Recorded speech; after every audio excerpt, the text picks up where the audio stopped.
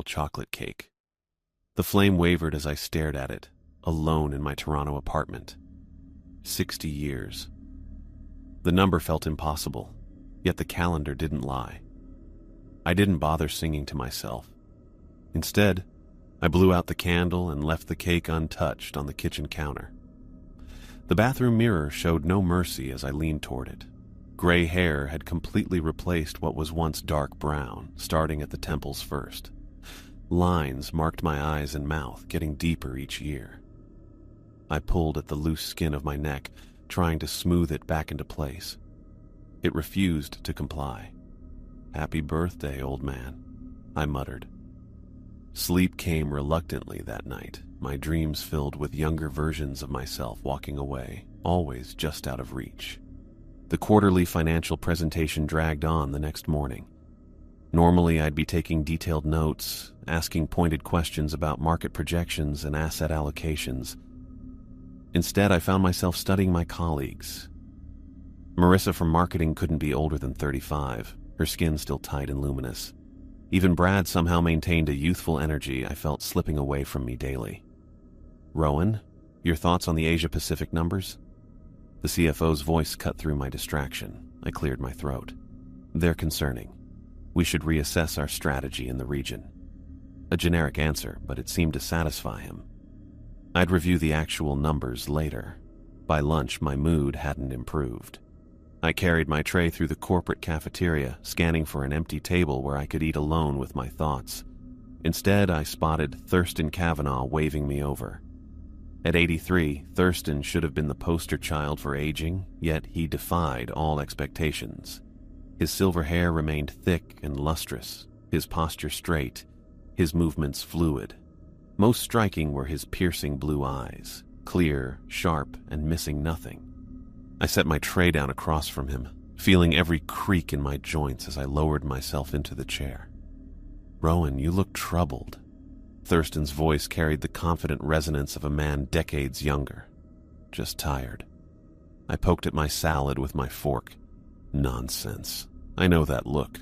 Something's eating at you." I hesitated, then decided I had nothing to lose. "It was my birthday yesterday." "Ah, congratulations are in order then.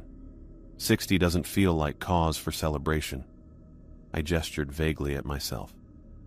"Everything's breaking down. My knees hurt when it rains. I need reading glasses for fine print. I find a new gray hair every morning." Thurston studied me with unusual intensity, his blue eyes seeming to catalog every line on my face. "The young associates don't even ask my advice anymore," I continued, the words spilling out now. "I'm becoming invisible. Irrelevant." "Aging troubles you that deeply?" Thurston asked, his focus unwavering. I looked pointedly at him. "How do you do it?" "You're 23 years older than me, but you look 20 years younger. No offense." A smile tugged at the corner of his mouth. "None taken." "Seriously, what's your secret? Diet? Exercise? Some experimental treatment?" Thurston leaned forward slightly. "There are methods beyond what conventional wisdom offers, Rowan.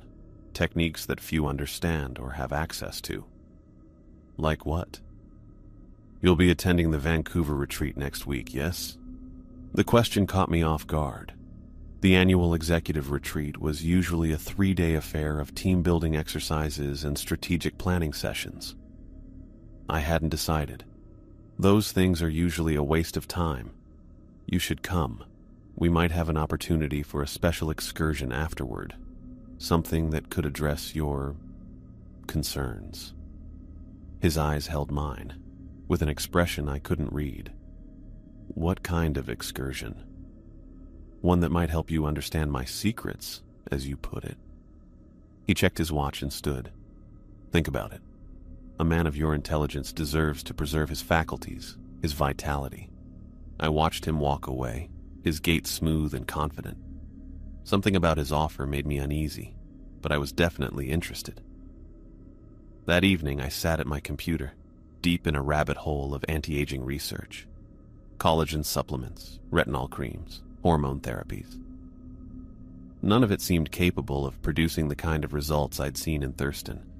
Most websites offered vague promises backed by pseudoscientific babble and testimonials from suspiciously photogenic real users. I closed my laptop around midnight, frustrated and no closer to answers. As I drifted toward sleep, I imagined myself as I was in my 30s, strong, confident, full of potential. In this half-dream state, I saw my reflection growing younger, the lines erasing themselves, gray hair darkening, vitality returning. The image was so vivid, so tantalizing, I could almost believe it possible. Morning arrived with harsh clarity. I just finished my coffee when my phone buzzed with a text from Thurston. Looking forward to seeing you at the Vancouver retreat. The jet leaves Thursday at 10 a.m. Bring hiking gear for our excursion. You won't regret it. I hadn't even told him I'd decided to go. Something in his presumption, in the certainty of his message, sent a cold prickle across my skin. But as I caught my reflection in the microwave door, the sagging jowls, the deep creases, I knew I would go anyway. The rational part of my brain warned that nothing comes without a price, but my desperation to reclaim what time had stolen from me easily silenced that voice. I texted back a simple, "I'll be there," unaware that with those 3 words, I had set myself on a path from which there would be no return. The 2 weeks following my text to Thurston passed in a blur of anticipation and doubt. Each morning, I studied my face in the mirror, counting new lines that seemed to appear overnight. By the time our corporate jet touched down in Vancouver, my obsession with aging had only intensified. The Fairmont Pacific Rim Hotel stood tall against the harbor. Our first day consisted of the expected team-building exercises and strategic planning sessions. I did everything automatically, my mind on Thurston's promised excursion rather than quarterly projections. At the evening cocktail reception, I nursed a scotch in the corner, watching younger executives network with effortless enthusiasm. Their energy made my fatigue more apparent. I felt old among them. "Rowan, there you are." Thurston appeared at my side, looking impeccable in a tailored suit that highlighted his unusually youthful physique. Beside him stood a young woman I hadn't seen before. "I'd like you to meet someone special. This is Mira Caldwell." The woman couldn't have been older than 25. She had striking features and dark, intelligent eyes that sized me up.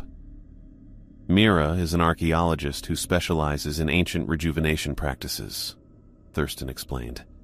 "She'll be joining us for our little adventure." Mira nodded slightly but offered no smile. "Mr. Lancaster, Thurston speaks highly of your potential." Her choice of words struck me as odd, but I was too intrigued to question it. "What exactly is your field of study?" I asked. "I research cultures that developed methods to extend human vitality beyond conventional limits." She spoke plainly. "Most of my findings never make it into academic journals." Throughout the next 2 days, I caught glimpses of Mira during conference sessions. She never participated, but observed from the sides. Her attention focused primarily on Thurston, and occasionally me. When our eyes met across rooms, she didn't look away, but kept staring at me. On the retreat's final morning, as colleagues packed for the return flight to Toronto, Thurston knocked on my hotel room door. "Pack light. 1 overnight bag with hiking gear. We leave in 30 minutes. My heart rate quickened. "Where exactly are we going?" "Patience, Rowan. Some questions are better answered through experience than explanation." I hesitated only briefly before throwing essentials into my backpack. Water bottle, extra clothes, hiking boots, the basic survival gear I'd brought on Thurston's instruction. The rational part of my brain screamed caution, but I silenced it. If Thurston had discovered some secret to halting age, I needed to know it. A sleek black SUV waited for us at the hotel entrance. Mira sat in the back, a small canvas rucksack at her feet. She wore practical hiking attire now: sturdy boots, lightweight pants, and a waterproof jacket. The driver navigated through Vancouver's morning traffic, heading north toward the mountains. "Horseshoe Bay," Thurston explained as we wound along the coastal highway. "From there, we'll take a private boat. To where? I pressed. Officially, Bowen Island. Unofficially, somewhere more secluded. The car pulled into a small private marina away from the main ferry terminal. A weathered man with leathery skin stood beside a modest fishing boat, his face blank as we approached. "Dimitri," Thurston greeted him. "Everything prepared?" The man nodded once. "Weather good. Few tourists today." His accent was thick, Eastern European. We boarded the small craft, the wooden planks creaking beneath our weight. Dimitri handled the boat like he'd spent decades on water. As we pulled away from the dock, I noticed how the ferryman avoided looking directly at any of us, focusing solely on his task. The crossing took longer than expected. Cold spray occasionally hit my face as we cut through the water. I watched Thurston and Mira seated across from me. They exchanged glances several times, silent communications that excluded me. In one such moment, Thurston gave her an almost imperceptible nod, and Mira's shoulders relaxed slightly. "Is this your first time to the island?" I asked her. "No," she replied without elaboration. Thurston said, "Mira has been essential to my research. Her knowledge of ancient practices far exceeds what any traditional education could provide." The boat veered away from the main island approach, following the rugged coastline until we reached a secluded cove hidden from common water roads. No docks or structures marked this landing spot. Dimitri expertly maneuvered us close to a narrow, rocky beach. "Tomorrow. Same time," Dimitri said as we disembarked. Thurston nodded. "We'll be waiting." I watched the boat pull away, my unease growing as it disappeared around the rocky headland. We stood on an isolated stretch of shore with dense forest rising steeply before us. No paths were visible. "This way," Mira said, shouldering her pack and moving confidently toward the tree line. The forest covered us quickly. Sunlight came through the canopy in thin, moving beams that barely lit our way. Mira moved with surprising speed, following markers invisible to me. Fallen logs, specific rock formations, subtle bends in vegetation, all seemed to guide her deeper into the wilderness. "Thurston, I think I deserve some straight answers," I said after we'd been hiking for nearly an hour. "What exactly are we looking for out here?" He maintained his pace beside me, showing none of the fatigue I felt. "What do you know about regeneration, Rowan? You mean cellular regeneration? Stem cell therapy? I mean true regeneration, the reclamation of what was lost." He ducked under a low-hanging branch.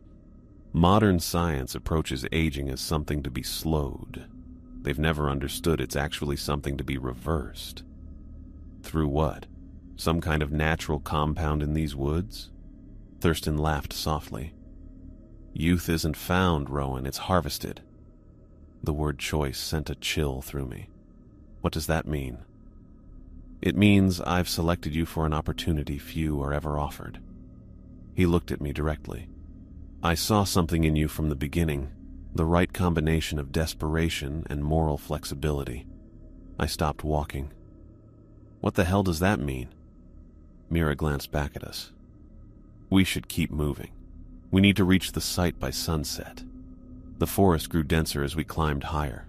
Old-growth trees towered above us, their massive trunks covered in thick moss. The atmosphere felt strange, like it carried something I couldn't identify. Mira navigated increasingly invisible paths, occasionally stopping to examine natural formations before choosing our direction. "This island has sacred places," she finally offered, unprompted. "Sites where the boundary between worlds grows thin." "What worlds?" I asked. She didn't answer. The sun was low on the horizon when the forest suddenly cleared. We stepped into a perfect circular clearing surrounded by massive moss-covered boulders. These stones weren't natural formations.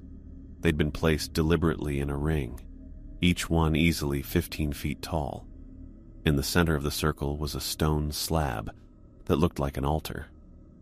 "Welcome to the wellspring, Rowan," Thurston said, setting down his pack, "where time bends to will and age becomes merely an inconvenient memory." I stared at the ancient arrangement, suddenly uncertain if discovering Thurston's secret had been wise after all. Mira knelt between two of the massive stones and opened her rucksack.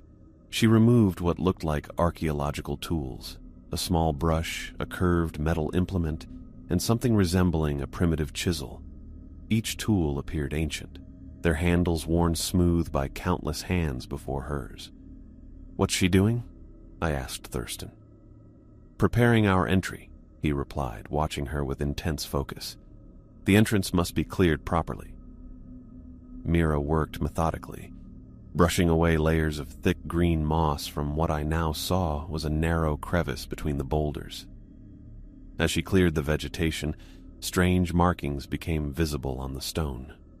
Symbols I didn't recognize carved into the rock face. Thurston noticed my attention on the markings. "This site has served those seeking renewal for centuries, Rowan. Long before modern medicine attempted to understand aging, ancient cultures knew its secrets." "What secrets?" I stepped closer, watching as Mira's careful work revealed more of the crevice. "Patience. You'll understand soon enough." The daylight faded quickly, the forest around us grew dark, and the temperature dropped. Mira finished her work and stood back, nodding at Thurston. He reached into his pack and removed 3 small lanterns. He lit each one, handing one to Mira and another to me. "It's time," Thurston said. He approached the now cleared crevice, which was barely wide enough for a person to slip through. "Follow me, Rowan. Mind your step. The passage descends sharply." I hesitated, looking back toward the darkened forest. We were miles from civilization, with no clear trail back to the shore. Despite my reservations, I saw no real choice but to continue forward. Thurston disappeared into the gap. Mira waited, her dark eyes looking at me with that same unnerving intensity. "Is it safe?" I asked her. "That depends on what you consider safe." Her voice remained neutral, neither encouraging nor warning. I took a deep breath and squeezed into the narrow passage, holding my lantern ahead of me. The walls pressed in on both sides. The stone felt cold against my shoulders as I inched forward. The passage angled downward at an uncomfortable slope, forcing me to brace against the walls to avoid falling. After about 20 feet, the passage opened suddenly. I stumbled forward into a space that shouldn't have existed. My mind struggled to process what I was seeing. I stood at the edge of an underground chamber of impossible scale. The ceiling arched at least 30 feet above, with no visible support structures. More impossible was what filled the space. A small grove of trees with vibrant green leaves and silver-white bark grew in a circle. Their roots spread across a floor of rich, dark soil rather than stone. Between the trees, flowers bloomed in colors so vivid they seemed to glow. "What is this place?" I whispered, my voice sounding strange in the chamber. "The true wellspring," Thurston said, standing beside me now. "Breathe deeply, Rowan." I did as he suggested and felt an immediate difference. The air carried a strange sweetness, like nothing I'd ever experienced. It filled my lungs with a tingling sensation that spread throughout my body. My perpetual knee pain vanished. The stiffness in my back melted away. For a moment I felt as I had decades ago, strong, vital, without the heaviness of aging. "My God," I said, shocked by the sudden change. "How is this possible? We're underground. There's no light source, yet everything's growing." "The rules of nature bend here," Thurston said. "This place exists at the intersection of worlds." Mira moved past us, walking between the trees toward the center of the grove. Thurston gestured for me to follow. As we approached the center clearing, I saw something on the ground that my mind initially couldn't process. A body lay there. No, not just a body. A living woman, though she barely resembled anything human anymore. Her skin was pulled tight over her bones, so translucent I could see the blue veins beneath. Her limbs were withered, joints swollen and gnarled. White hair spread thinly around her head. Most disturbing were her eyes, wide open, alert, and filled with unmistakable awareness and suffering. I stopped short, horror flooding through me. "Who is that? We need to get her help." "That's Ingrid," Thurston said with unsettling calm. "She doesn't need help. She is the help." Mira knelt beside the ancient woman, gently touching her forehead. The woman's eyes moved to look at Mira, then at me. A silent plea was in her look. "I don't understand," I said, fighting the urge to back away. "This is the wellspring of youth, Rowan," Thurston explained. "Not a fountain or pool as the stories suggest, but a vessel. A living vessel." I stared at the withered woman, then back at Thurston. "What are you saying?" "I first encountered Ingrid in 1913 in Salzburg. She was ancient even then." Thurston stepped closer to the woman. "For over a century, she has provided what we need to maintain our youth." The implication of his words hit me with sickening clarity. I looked at Thurston's unlined face, his thick silver hair, his clear blue eyes. I thought of how he moved with the vitality of a much younger man. "You're harvesting something from her. That's impossible. She'd be—" I couldn't finish the thought. "She was old when the Romans built their first roads," Mira said quietly. "What she is goes beyond human understanding." My stomach turned. "This is monstrous. You're keeping her alive to what? Drain her somehow?" "Her essence," Thurston said. "It transfers. The process is simple but requires certain preparations." I backed away, shaking my head. "I'm not doing this. Whatever this is, I'm out." I turned toward the passage we'd entered through. Thurston's hand clamped down on my arm with surprising strength. "No one leaves until the ritual is complete, Rowan. You've come too far to turn back now." I tried to pull away, but his grip was incredibly strong. His other hand reached into his jacket pocket and withdrew something small that glinted in the lantern light. The temporary youthfulness I'd felt upon entering the chamber evaporated, replaced by cold, primal fear. "You think I cultivated our relationship all these years to let you walk away?" Thurston said, his voice hardening. "I chose you for a reason. Your position, your resources, and yes, your particular moral flexibility. I need what you can provide." His fingers dug into my flesh with unnatural strength, forcing me back toward the center of the chamber. "You'll witness this, Rowan," he said. "You need to understand what I'm offering you." I struggled against his hold, but it was useless. My legs felt leaden as he dragged me closer to where Ingrid lay. Mira stepped back, creating space around the ancient woman. Her face showed no emotion. "Begin," Thurston ordered her. Mira nodded and placed her lantern on a nearby stone. She removed several small objects from her pack and arranged them methodically on the ground beside Ingrid's frail body. "What are you doing to her?" I asked, my voice barely above a whisper. Thurston ignored my question. He released my arm but immediately placed his hand on my shoulder, squeezing with precise pressure on what must have been a nerve point. I suddenly felt weak and couldn't move, as if paralyzed.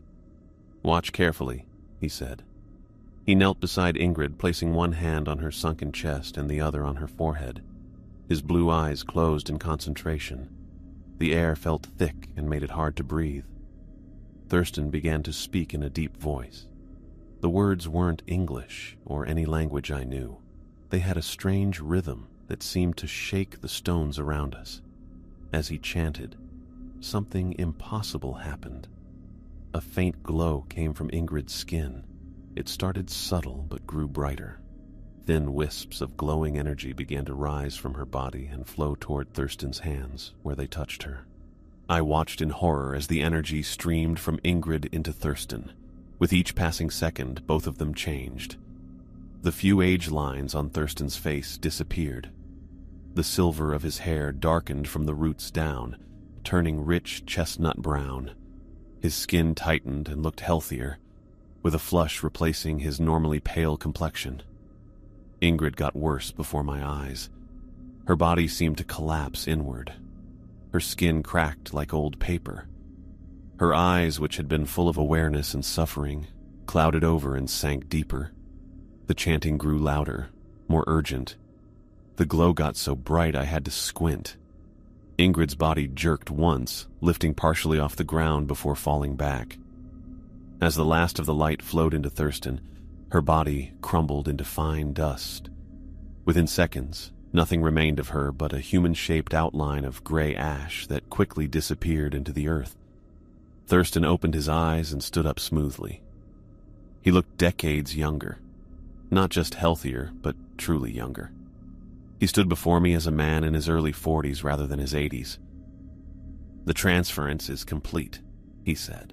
"After centuries, Ingrid's essence has finally been fully consumed. I found I could move again, though my limbs felt heavy and clumsy. I stepped back, feeling sick and terrified. "You killed her," I managed to say. Thurston laughed. "She died centuries ago, Rowan. What you witnessed was merely the final extraction of energy from a vessel that has served its purpose." He turned to Mira, who stood silent and still beside the place where Ingrid had been. "It's time," he told her. I suddenly understood. I looked at Mira with new horror. "She's the next vessel," I said, the words bitter in my mouth. "That's why you brought her here." Mira's face remained blank, but something showed in her eyes. "Mira has been prepared for this honor since childhood," Thurston said. "Chosen for her exceptional life force and trained to serve the wellspring." "This is insane," I said, looking frantically around for any means of escape. "You can't do this to her." "This isn't your concern, Rowan. Mira has accepted her destiny, haven't you, my dear?" Mira nodded slowly. Her eyes looked glazed, as if she were in a trance. "The vessel must be willing," Thurston explained, watching her with satisfaction. "The preparation ensures compliance." Mira moved to the spot where Ingrid had lain. I tried to move toward her, to stop this madness, but found myself once again frozen in place. This time I knew it wasn't just fear. Some force in this chamber held me immobile. "Speak the binding word," Thurston instructed her. Mira's lips parted. Her voice came out strong and clear despite her trance-like state. "Nazcor," she said. The earth beneath her body moved, the soil darkened and grew moist around her. From the ground, thin tendrils emerged. They crept across her body, wrapping around her wrists, ankles, waist, and throat. Where they touched her skin, they seemed to meld with it, fusing into her flesh. Mira's eyes widened, sudden awareness and pain breaking through her trance. A small sound escaped her throat. Not quite a scream, but the start of one. "Perfect," Thurston murmured, moving to stand over her. A vessel at the peak of vitality. He knelt beside her and placed his hands on her body as he had with Ingrid, one on her chest, one on her forehead. The chanting began again, those same ancient words flowing from his lips with practiced precision. "Stop it!" I shouted, straining against the invisible force that held me. "For God's sake, Thurston!" He ignored me completely. The glow appeared again, this time coming from Mira's skin. Brighter than with Ingrid, it pulsed with the rhythm of Thurston's words. Energy flowed from her into him, more powerful than before. The transformation was faster this time, more dramatic. Thurston's body changed as decades fell away from him. His hair darkened fully to rich brown without a trace of gray. His skin tightened and gained the suppleness of youth. His entire body became more vital, more powerful. Mira's screams filled the chamber, bouncing off the stone walls until it seemed like a chorus of women were crying out in agony. Her body convulsed against the restraining tendrils as her life force poured into Thurston. Her skin wrinkled and sagged. The lustrous black of her hair faded, first to gray, then to stark white. Her fingers curled inward like claws, joints swelling and knuckles knotting. In moments, the vibrant young woman was gone, replaced by a withered husk that still lived and breathed and screamed. The sound gradually weakened to whimpers as her transformation completed. Thurston stood, rolling his shoulders with evident pleasure.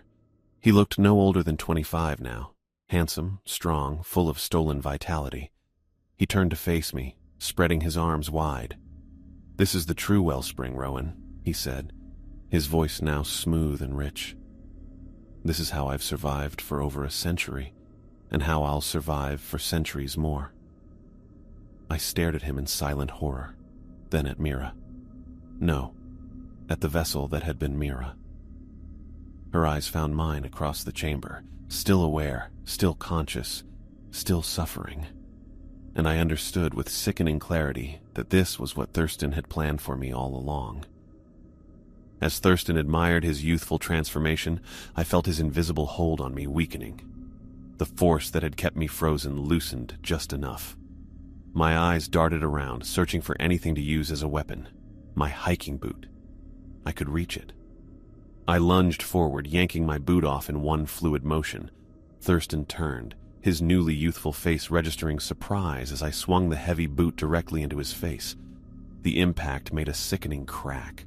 Blood sprayed from his nose as he stumbled backward, sprawling onto the chamber floor. "You ungrateful fool," he sputtered, touching his fingers to his bleeding face. A weak movement caught my eye. Mira reached toward me with a trembling, withered hand. The transformation had been brutal. Her once smooth skin hung in loose folds, her black hair now completely white. Her body resembled that of a woman in her 80s, though her eyes remained the same, now filled with desperation. "Please," she whispered, "help me." I moved toward her, my stomach churning at what had been done to her. "Once bound as the vessel," she gasped, "I will suffer for decades, conscious, aware, until I am completely drained." Her clouded eyes looked at me. "My pack?" she whispered. "The knife." I glanced at her rucksack lying a few feet away. I lunged for the pack, ripping it open to find a hunting knife with a worn leather handle. "Mercy," she pleaded. "Please." I hesitated only for a second. Her eyes contained no fear, only certainty and desperate relief. I knew what she was asking.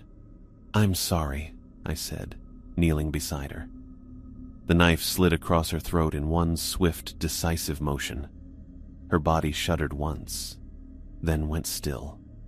The tendrils binding her to the earth released their grip as her body began to wither further, collapsing inward like Ingrid's had. Within seconds, her body sank into the soil, leaving nothing but a human-shaped outline that was quickly absorbed by the earth. Around us, the strange underground grove responded. The silver-barked trees wilted momentarily, their vibrant leaves dulling before slowly recovering. A roar of rage echoed through the chamber. I turned to see Thurston charging toward me, his face twisted in fury, blood still streaming from his nose. "What have you done?" he screamed. "Do you have any idea how long it took to prepare her?" I raised the knife, but I was too slow. Thurston tackled me to the ground with inhuman strength. The knife clattered from my grip, sliding just out of reach. His hands found my throat, pinning me down. "Fine," he hissed, his youthful face inches from mine. "You've cost me my vessel. You'll have to serve instead." His fingers dug into my neck, but this was different from choking. I felt a strange pulling sensation beneath my skin, as if something essential was being drawn out through his fingertips. Heat flowed from my body into his hands. "Not the ideal preparation," Thurston muttered. "But your life force will sustain me until I find someone better." Pain radiated through every cell of my body. I watched in horror as my hands gripping his wrists began to change, the skin loosening, age spots forming. I could feel my face sagging, muscles weakening. Each second aged me years. Thurston's appearance changed in the opposite direction.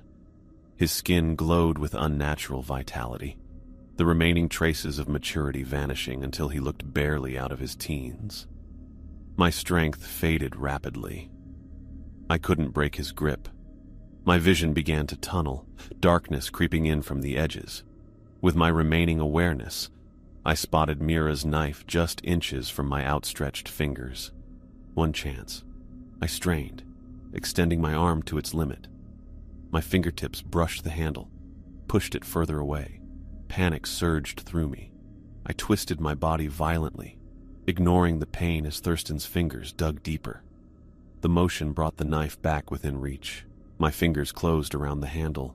With every ounce of strength I had left, I drove the blade into Thurston's side. Once, twice, 3 times. The knife sank deep with each thrust. Warm blood gushed over my hand. Thurston screamed, his grip on my throat faltering. The draining sensation stopped. I stabbed again, aiming higher toward his ribs. His weight moved as he tried to escape the blade. I seized the moment, hooking my leg around his and pushing with all my might. We rolled, my body now on top of his. Blood soaked his shirt, spreading across the rich soil beneath us. His youthful face contorted with rage and pain. I realized where we were, the exact spot where both Ingrid and Mira had lain. The spot where the wellspring connected. Thurston realized it too. Terror replaced rage in his eyes. "No!" he gasped, struggling to push me off. "Not here. You don't understand what you're doing." But I understood enough. I pinned him down, using my body weight to hold him to the ground. His blood seeped into the soil below. The ground beneath Thurston trembled. My weight pressed him down against the soil as blood from his stab wounds seeped into the earth. His eyes widened with a terror I'd never seen in him before. "Get off me!" he snarled, struggling beneath me with weakening strength. "You have no idea what you're doing." But I did, or at least I understood enough, the way Mira had positioned herself in that exact spot, the words she had spoken. The ritual had a pattern, and I had watched it twice now. "Nazcor," I said, the foreign word awkward on my tongue. For a heartbeat, nothing happened. Then the soil beneath Thurston liquefied. He bucked harder against my grip, panic replacing the confidence that had defined him for as long as I'd known him. "No!" he screamed. "Rowan, stop this! You don't understand!" The earth split open. Tendrils, the same stringy growths that had claimed Mira, erupted from the ground. They whipped around Thurston's wrists, ankles, and throat, moving like they were alive. I released my grip and scrambled backward, watching in horrified fascination. The tendrils tightened, pulling Thurston flat against the ground. Where they touched his skin, they seemed to burrow beneath the surface. He shrieked in agony, a sound no human throat should produce. "What have you done?" he gasped between screams. "You've bound me to it." I backed away further, my hands trembling. "You were going to make me the vessel." Thurston's stolen youth began to fade. The effect was immediate and brutal, worse than what I'd witnessed with Mira. His skin quickly wrinkled, age spots appearing on his hands and face. His muscles shrank, leaving his clothes hanging loose on a rapidly thinning frame. "You fool," he spat, his voice cracking as his throat withered. "The vessel can never die, do you understand? Never!" His newly youthful brown hair turned gray, then white, then began to fall out in clumps. His face sank in, cheeks becoming hollow and eyes receding. But unlike Ingrid and Mira, he didn't continue deteriorating to dust. His transformation stopped at the point of severe emaciation, a living corpse still conscious and aware. "We stay conscious," he wheezed, his chest barely rising with each breath. "For decades, centuries, feeling every moment as we're drained, as our essence feeds the wellspring." The tendrils pulsed, glowing faintly as they fused more thoroughly with his flesh.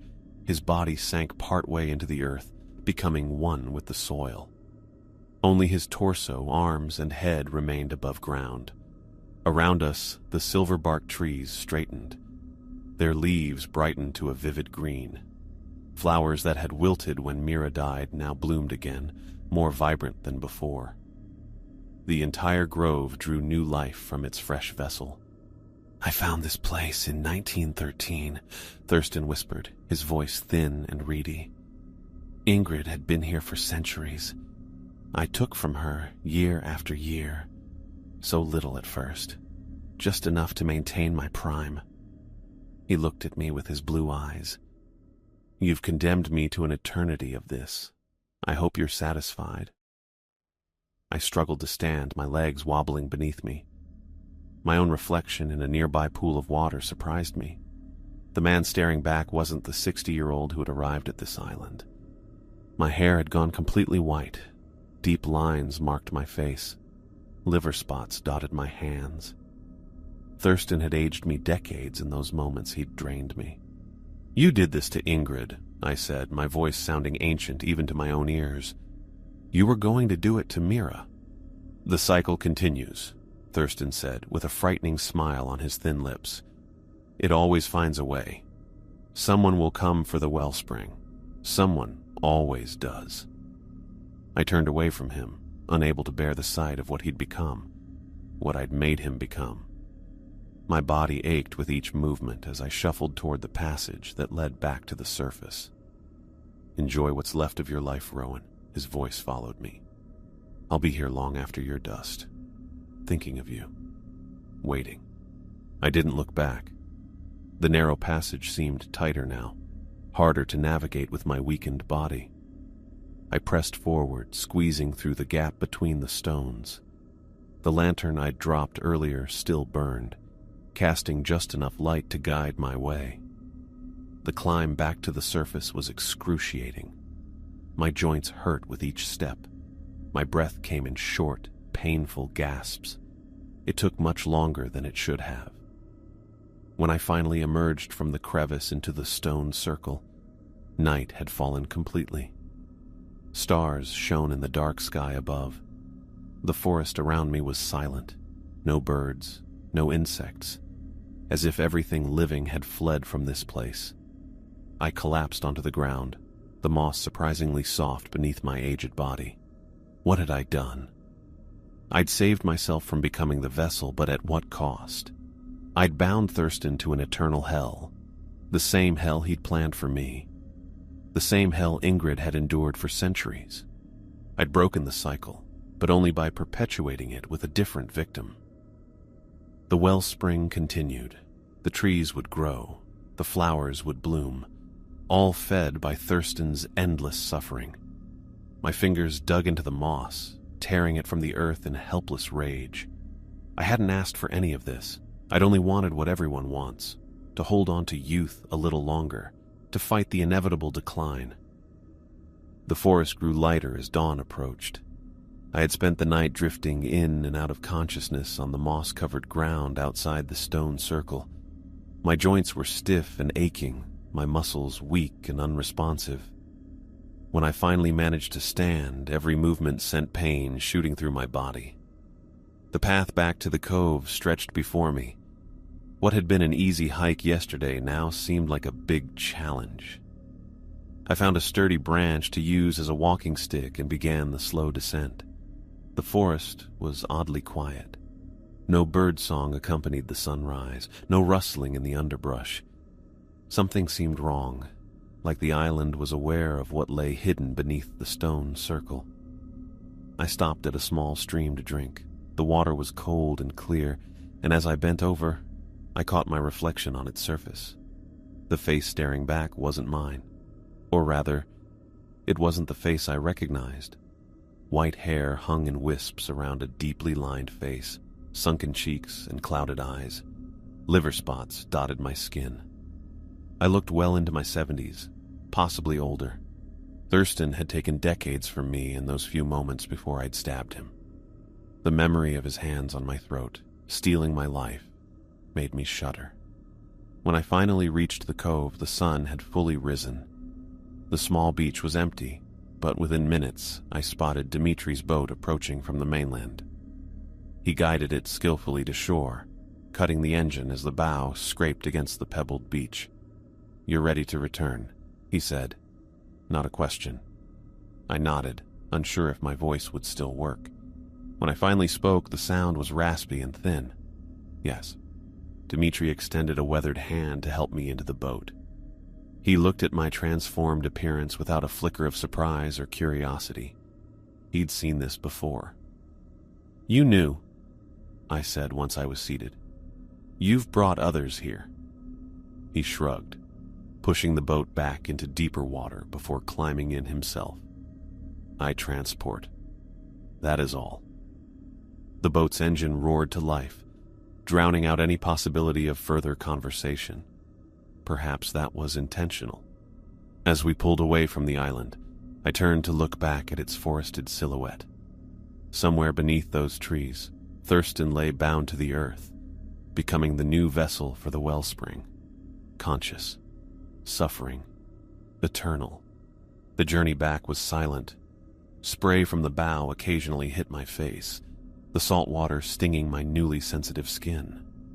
I pulled my jacket tighter around my frail body, shivering despite the morning sun. What would happen now? My life, my identity, was tied to the man I had been yesterday. A 60-year-old corporate executive with a corner office and a reputation built over decades. Not this old body who could barely walk without assistance. The mainland came into view. Vancouver's skyline rose against the horizon, oblivious to the horror that lurked just offshore. So close to civilization, yet hidden from it completely. "How many?" I asked Dimitri as we approached the harbor. "How many have you taken there?" He kept looking straight ahead. Enough to know not to ask questions. Do they all come back like this, or do any of them come back younger? Dimitri's hands tightened on the wheel. Some younger, some older, some not at all. The boat slowed as we entered the harbor. Other vessels passed us, fishing boats, pleasure craft, water taxis, their occupants unaware of what we carried back from that island. Not contraband or illegal immigrants, but terrible knowledge about what happened there. The man who hired you, Thurston, he won't be returning. I looked at Dimitri for any reaction. There is always another who seeks the wellspring, he replied, confirming what I already suspected. He was just one of many people involved in this throughout history. We docked at a small private pier. Dimitri secured the boat and helped me onto the wooden planks. My legs trembled beneath me, threatening to give way with each step. "What happens now?" I asked. "That is not my concern." He turned back toward his boat, then paused. "But I would not use your real name anymore. Those who seek the wellspring often have resources and grudges." With that cryptic warning, he returned to his vessel, leaving me alone on the pier. I had my wallet, my phone, the clothes on my back, and a body that had aged 20 years overnight. I made my way slowly toward the street, feeling what I'd escaped and what I'd done with every painful step. The next few days passed in a blur. I withdrew as much cash as possible from various ATMs, knowing my accounts would soon be inaccessible. I found a forger in Vancouver's seedier district who didn't ask questions about why a frail old man needed new identification papers. Money was still money, and I had enough to buy a new name, Martin Gray, and a pass that existed only on paper. I booked a flight to Toronto. The airport staff saw only a tired elderly man traveling alone. The security officer who examined my new ID raised no alarms. The flight attendants offered me blankets and extra pillows, concerned about my comfort. No one saw Rowan Lancaster, the man who had vanished from a corporate retreat 2 weeks earlier. My apartment building doorman didn't recognize me. Neither did my neighbors.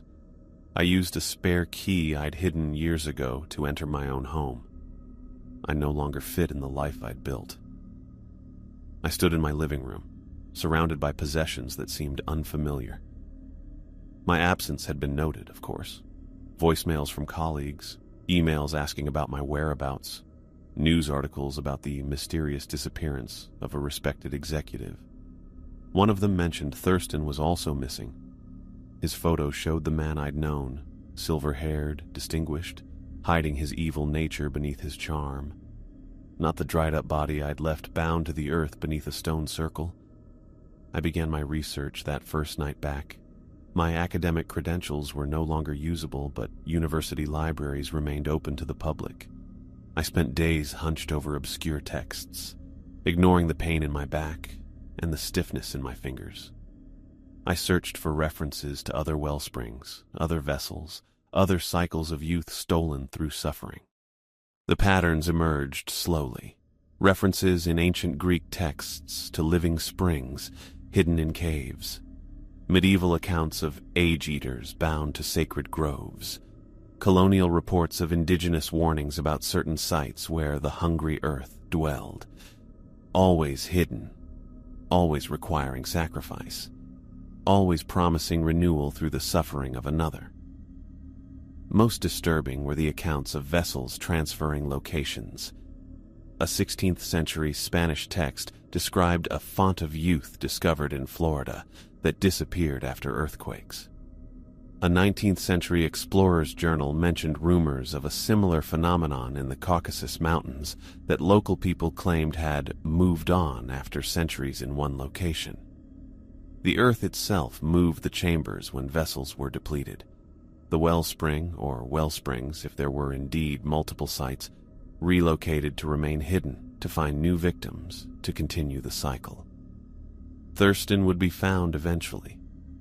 Someone like him, someone like I had been, would hear rumors, follow clues, and discover the new location. They would see a withered figure bound to the earth and make the same choice I nearly had. Take, rather than become. 3 months after my return, my previous life was officially over. Rowan Lancaster was declared missing, presumed dead. My assets went into probate. My office was cleaned out. My life was erased, replaced by Martin Gray, a retired widower with no family and few connections. My body continued to betray me. The accelerated aging brought accelerated decline. My doctor, a new one who knew nothing of my past, diagnosed arthritis, cataracts, early-stage heart disease. All the ailments of advanced age compressed into months rather than decades. Still, I continued my work. I created a journal of all I had learned. Locations rumored to house well springs throughout history. Signs that might indicate their presence. Warnings about their true nature. I developed a system to track geological anomalies that might suggest a wellspring's relocation. Subtle earthquakes, unexplained sinkholes, sudden growth of vegetation in barren areas. 6 months after the island, I found evidence of another possible site in northern Chile, remote enough to remain hidden but accessible to those with resources. Reports of unusual seismic activity, followed by unprecedented plant growth in an otherwise arid region. Local rumors of people vanishing. I couldn't travel there myself. My body wouldn't withstand the journey. But I could send warnings. Anonymous letters to universities researching longevity. Posts on obscure forums where the wealthy shared secrets about extending youth. Carefully worded cautions about the true price of renewal. Most would ignore me. Some would dismiss me as a crank. But perhaps a few would hear the truth in my warnings. Perhaps a few would turn back before finding what they sought. My time was limited. Each morning brought new aches, new weaknesses. But I had purpose now. Thurston had chosen me for my position, my resources, my moral flexibility. He had been right about the first 2, but wrong about the third. I couldn't undo what I'd done to him, but I could try to break the cycle he had perpetuated. 5 years passed. My body, already aged beyond its years by Thurston's draining touch, continued to deteriorate at an unnatural pace. The doctors at Maison de Paix Hospice in Montreal had never seen anything like it. They conducted tests, consulted specialists, and eventually settled on diagnosing me with an unclassified genetic disorder causing accelerated aging. It was easier than facing the truth. I chose Montreal because no one knew Martin Gray here. No one would connect this withered husk to Rowan Lancaster, the successful executive who disappeared years ago during a corporate retreat. My research had continued as long as my failing body allowed. I'd sent anonymous warnings to universities, research facilities, even private collectors of occult knowledge. Most ignored me. Some probably laughed. I doubted any heeded my warnings. The hospice room was small but comfortable. A window overlooked a garden where birds gathered at feeders. The staff were kind, patient with my weakening body and increasingly fragile mind. I kept my journal hidden beneath my mattress, the pages filled with everything I'd learned about the wellspring, its history, and potential locations. A futile record, likely destined for the trash when I died. Winter had settled over Montreal, coating the garden in snow when she arrived. A young woman in her early 30s with a recorder and notebook. She introduced herself as Elise Mitchell, a freelance journalist. The hospice staff had warned her I might not be lucid enough for an interview. They were wrong. My mind remained sharp even as my body failed. "Mr. Gray, thank you for agreeing to see me." She settled into the chair beside my bed, unwrapping her scarf. I studied her face. "You didn't tell the staff why you're really here." Her eyes widened slightly. "No, I didn't." "How did you find me?" She hesitated, then placed her recorder on the bedside table without turning it on. "I've been researching disappearances around Bowen Island. 5 years ago, 2 people vanished within weeks of each other. A corporate executive named Rowan Lancaster and his mentor, Thurston Kavanaugh. I hadn't heard them spoken aloud in years. The official investigation went nowhere," she continued. "But I found something interesting. A series of anonymous posts on obscure forums warning about something called the Wellspring. The writing style matched published articles by Lancaster, and the IP addresses led me here to Montreal." I glanced at the window. Snow was falling again, thick flakes swirling in the wind. "You think I'm Rowan Lancaster?" "I know you are. What I don't know is what happened on that island." My hands trembled as I reached for the water glass. She helped me, her fingers warm against my ice-cold skin. "Why should I tell you anything?" My voice was barely a whisper. "Because you've been trying to warn people for years. I'm finally listening." I closed my eyes, considering. The pain medication made thinking difficult sometimes, but today was clearer than most. Perhaps this was my last chance to tell someone who might actually believe me. "Turn on your recorder," I said. She pressed the button, and I began my story. I told her everything: the corporate retreat, Thurston's invitation, the boat trip with Dimitri, the underground chamber, Ingrid, Mira, the true nature of the wellspring. My voice grew stronger as I spoke, fueled by the urgency of finally revealing the truth. Elise didn't interrupt, didn't scoff, didn't give me pitying looks that suggested she thought I was delusional. She listened, taking notes, her face growing paler as my story progressed. When I described binding Thurston to the earth as the new vessel, her pen stilled. "You left him there? Alive? Alive and conscious, experiencing every moment of his existence as the wellspring drains him, just as he planned for me. And that's why you look like this. He took years from you before you escaped." I nodded, exhausted from talking. "Decades. I was 60 when I went to that island. The doctors here think I'm in my 90s. My body is shutting down." She sat back, processing everything. Her eyes moved to the window, then back to me. "Mr. Lancaster, there's something you should know. 3 weeks ago, hikers on Vancouver Island discovered a new cave system. It wasn't on any previous geological surveys. Inside, they found what they described as an impossible underground grove. Silver-barked trees, glowing flowers, all growing without sunlight. 2 of the hikers haven't been seen since they reported their discovery." "It moved," I whispered. "The wellspring moved and took Thurston with it. Is that possible?" "It's inevitable. The wellspring relocates when necessary. It's happened throughout history. Earthquake, sinkholes, geological changes, nature's way of hiding it from curious eyes. Until someone worthy discovers it again." Elise leaned forward. "I'm planning to visit the site. My editor thinks it could be a breakthrough environmental story. Plants thriving without sunlight." "No!" The word tore from my throat.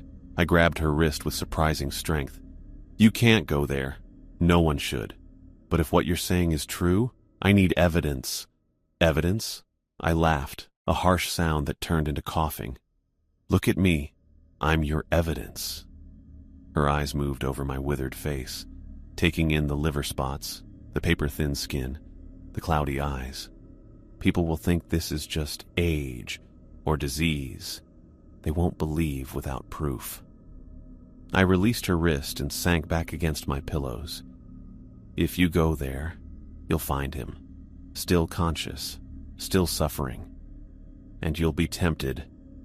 The wellspring calls to something deep inside us, our fear of aging, of dying, of becoming irrelevant. It whispers promises. I'm a journalist. I go to report, not to participate. Everyone who finds the wellspring believes they're just observing, until they're not. I reached under my mattress and pulled out my journal. Take this instead. Everything I've learned about the wellspring, its history, its patterns, its true cost. She accepted the journal, turning it over in her hands. Warn them, Elise. Tell them youth can never be preserved without terrible sacrifice. Tell them immortality is a curse, not a blessing. The transfer of vitality always requires a vessel, someone conscious, suffering, eternally aware. I'll try, she said, tucking the journal into her bag. It won't be enough. She stood, rewrapping her scarf. I should let you rest. You're still going to the island, aren't you? Her silence was answer enough. Then carry this knowledge with you. Remember what awaits if you succumb to temptation. She nodded and left. The room felt colder without her presence. That night, sleep came fitfully. Pain medication dulled the constant ache in my joints, but brought strange dreams. I found myself back in the underground chamber, but this time as an observer rather than a participant. Thurston lay half buried in the earth, withered arms outstretched. The tendrils had fused completely with his flesh, becoming indistinguishable from veins and arteries. His mouth opened in a silent scream.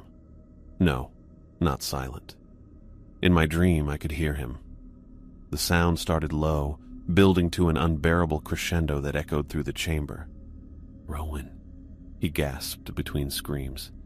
I knew you'd return. His eyes, those piercing blue eyes that hadn't changed despite his transformation, fixed on mine. Have you come to free me? Or just to witness my suffering? Neither, I said in the dream. I came to understand. Understand what? That you condemned me to eternal agony. That my consciousness will never fade, never diminish, never find release. That some prices are too high to pay, even for immortality. Thurston's laughter joined his screams, a terrible symphony of suffering. Says the man who will die tomorrow. The trees around us swayed, their silver bark gleaming in the strange light.